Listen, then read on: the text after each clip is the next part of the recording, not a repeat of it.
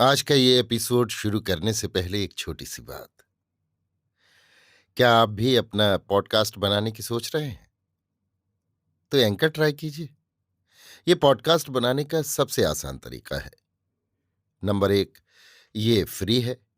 Number 2, इसमें कई सारे ऐसे टूल्स हैं जो आपको अपने फ़ोन और कंप्यूटर पर रिकॉर्ड और एडिट करने की फैसिलिटी देते हैं।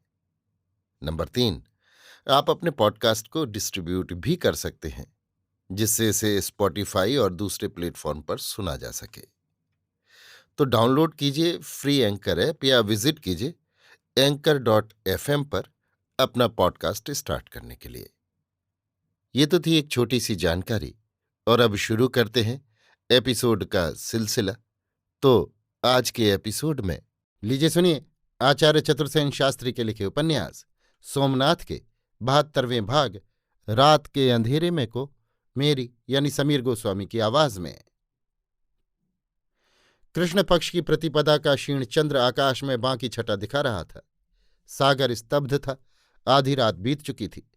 इस समय सर्वत्र सन्नाटा था। यत्र तत्र प्रहरियों की पदचाप सुन पड़ती थी। समुद्र की लहरें तटवर्ती चट्टानों से टकरा रही थीं। सुदूर शत्रु की छावनी की मशालें धुंधली सी प्रतीत हो रही थीं। कमाल आखानी अपने मोर्चे पर मुस्तैद थे। उनके कान चौकन्ने थे। वे अमीर की चुप्पी से संदेह में थे।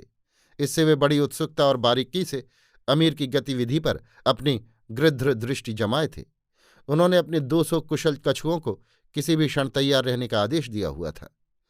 उनके कानों में कुछ असाधारण शब्द सुन पड़े। दूर कहीं बड़ी सावधानी से ठोक पीट हो रही थी। बीच बीच में छपाक से किसी के पानी में गिरने का धमाका तथा तैरने का भी संदेह हो रहा था। उस क्षीण चंद्र प्रकाश में साफ साफ कुछ भी दिख नहीं रहा था, पर उधर किनारे पर कुछ नौकाएं जमा हो रही थीं, ऐसा उन्हें अनुमान हुआ। उनकी दृष्टि एक अंधकारपूर्ण वृत्त पर केंद्रित हुई। तब उन्होंने समझा कि वहां चुपचाप कुछ काली काली मूर्तियां एकत्र हो रही हैं। उन्होंने अपने विश्वस्त नायक जीवन को बुलाकर कहा, भाया, ऐसा चल कि पैरों की आहट न हो, और जितनी जल्द हो सके सारी बुर्जियों पर तैनात प्रहरियों को सचेत कर दे, और सेनापति से कह दे कि जितने धनुर्धर संभव हों उन सबको जितनी जल्दी हो सके यहां भेज दें। सावधान रह, जरा भी शब्द न हो, जरा भी हलचल न हो। योद्धा मशाल साथ न लावें तथा प्रकाश से बचकर खाई से सटकर कोट की आड़ में यथास्थान छिपकर मेरे संकेत की प्रतीक्षा करें। नायक ने तत्क्षण राव की आज्ञा का पालन किया। उसके जाने पर राव ने अपने निकट खड़े एक योद्धा से कहा, उधर जहां समुद्र खाई में मिलता है उस आम्रकुंज के अंधकार वृत्त में तुझे कुछ दिखाई देता है भाया? बापू, वहां तो बहुत से आदमी इकट्ठे हो रहे हैं, तो क्या कोट पर कोई आक्रमण होगा? शत्रु की सेना तो खाई से बहुत दूर है। ये आक्रमण की तो नहीं, किसी दूसरी ही प्रवृत्ति का उद्देश्य दिख पड़ रहा है। राव सोच में पड़ गए। बापू, योद्धा ने चिंतित होकर कहा, क्या? वे जहाज? दूर क्षितिज पर कुछ प्रवहण धीरे धीरे प्रभास की ओर बढ़ रहे थे। राव ने आंखों पर हाथ रखकर देखा और कहा, भाया, वो तो अपने ही प्रवहण हैं। अमीर क्या उन्हें पकड़ने का प्रयत्न कर रहा है? उन्हें क्या सावधान नहीं किया जा सकता बापू? कैसे? संकेत से। मशाल से संकेत देना जोखिम का काम है, और यदि मैं संकेत शब्द करूं तो? प्रवहण के नायक मेरा संकेत स्वर पहचानते हैं।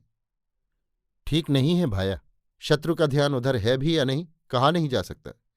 तेरे शब्द संकेत से या मशाल के संकेत से शत्रु का उधर ध्यान जा सकता है। पर बापू, नौका को आने देना भी तो खतरे की बात है। ये तो है भाया। क्या तू भूला को पहचानता है? हाँ बापू, उसे इसी क्षण ला सकता है। देखता हूं। तो जा और तट की सारी मशालें बुझाता जा, पर तेरी परछाई भी न दिखने पावे। हाँ? योद्धा ने जवाब नहीं दिया। वो तेजी से एक ओर चल दिया। राव फिर उधर ही देखने लगे। उन्होंने दूसरे एक योद्धा को बुलाकर कहा, भाया, तू कुछ रस्से जितनी जल्द हो सके जुटा ले। 2-4 आदमी और संग ले, पर देख आहट न हो और इधर की हलचल उधर शत्रु की दृष्टि में न पड़ जाए। तो पृथ्वी पर रेंग कर जा। सैनिक ने तत्काल ही आज्ञा का पालन किया। इसी समय एक प्रहरी ने आकर निवेदन किया, महाराज, शत्रु चुपचाप नावों का एक बेड़ा बना रहे हैं। राव ने व्याकुल होकर प्रहरी को देखा। उसने संयत स्वर में कहा, कैसा बेड़ा भाया? उन्होंने सैकड़ों नावों को जोड़कर एक बड़ा भारी बेड़ा बना लिया है और वे उसे खाई के मुहाने से कुछ हटकर खूंटों से बांध रहे हैं। प्रहरी सांस रोककर राव का मुंह ताकने लगा। उसने फिर कहा, बापू, उधर हमारे प्रवहण पड़े हैं। शत्रु कहीं उन पर संकट तो लाने की तैयारी नहीं कर रहा है। किंतु राव ने फिर भी कुछ उत्तर नहीं दिया। वे गहरे विचार में पड़ गए। महाराज, कुछ योद्धा भी बाहर निकालिए। भाया, वे तो उन तरणियों के पास पहुंचने से पहले ही तीरों में बींध दिए जाएंगे। सैनिक विचार में पड़कर राव का मुंह ताकने लगा। राव ने कहा, भाया, तू अपनी जगह पर सावधान रह, और कोई नई बात हो तो मुझे कहना, परंतु चुपचाप मेरे पास नायक को भेज दे। सैनिक चला गया और कुछ क्षण बाद नायक ने आकर राव को मुजरा किया। राव ने शत्रु की हलचल समझाते हुए कहा, देखा तुमने? बापू, महाराज को सूचना देनी होगी। उन्हें क्या इस समय कष्ट देना ठीक होगा? ये क्या हमारे बूते के बाहर की बात है? इस समय भोला ने आकर मुजरा किया। राव ने कहा, भाया, मुझे तेरी अभी आवश्यकता है। तो अन्नदाता, ये दास हाजिर है, तू साहस करेगा? क्यों नहीं अन्नदाता? राव ने इधर उधर देखकर कहा, रस्से? सैनिक ने कहा, ये हैं, इन्हें कोट से नीचे लटका दो। फिर पलटकर भोला से कहा, भाया, दुश्मन वहां बेड़ा बना रहे हैं, वहां उस आम की अमराई की ओर देख। देख चुका हूं बापू, तो जाकर मेरे वीरदेव को सावधान कर दे, ऐसा न हो वो शत्रु के चंगुल में फंस जाए। मैं अभी चला महाराज। उसने रस्से पर हाथ डाला, परंतु शब्द न हो। संकट के समय मुझे सूचना कैसे देगा? अन्नदाता, मेरे संकेत तो पहचानते हैं। हाँ हाँ वीर, वैसा ही कर। बन पड़े तो देखा बेड़े की रक्षा कैसे हो रही है। भोला ने पानी में डुबकी लगाई। राव ने कुछ देर उसे देखा, फिर नायक की ओर मुड़कर कहा, शत्रु गहरी चाल चल रहा है। कैसी बापू? देखते नहीं हो वो बेड़ा? नायक पूरी बात सुनने के लिए राव की ओर ताकता रहा। राव ने कहा, सूर्योदय होते ही अमीर आक्रमण करेगा। आक्रमण के प्रारंभ में ही वो इसे खाई में खींच लाएगा और कोट पर चढ़ने की चेष्टा की जाएगी।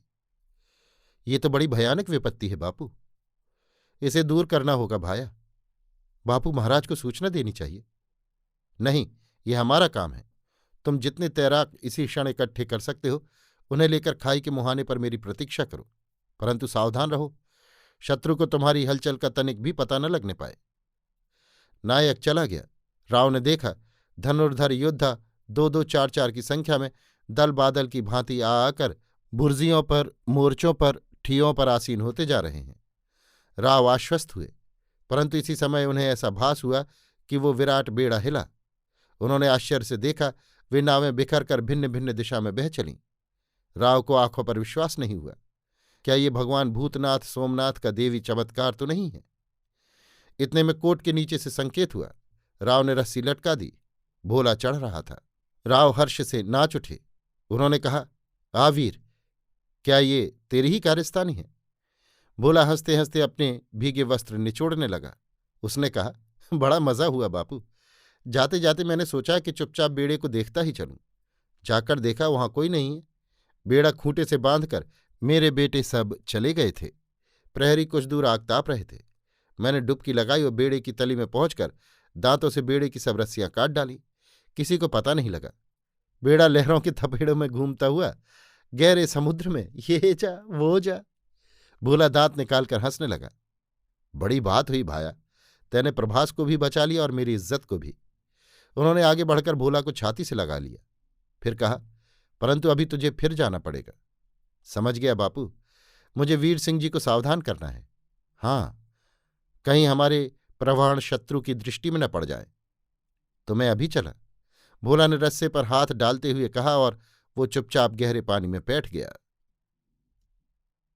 अभी आप सुन रहे थे आचार्य चतुर्सेन शास्त्री के लिखे उपन्यास सोमनाथ के 72वें भाग रात के अंधेरे में को मेरी यानी समीर गोस्वामी की आवाज में।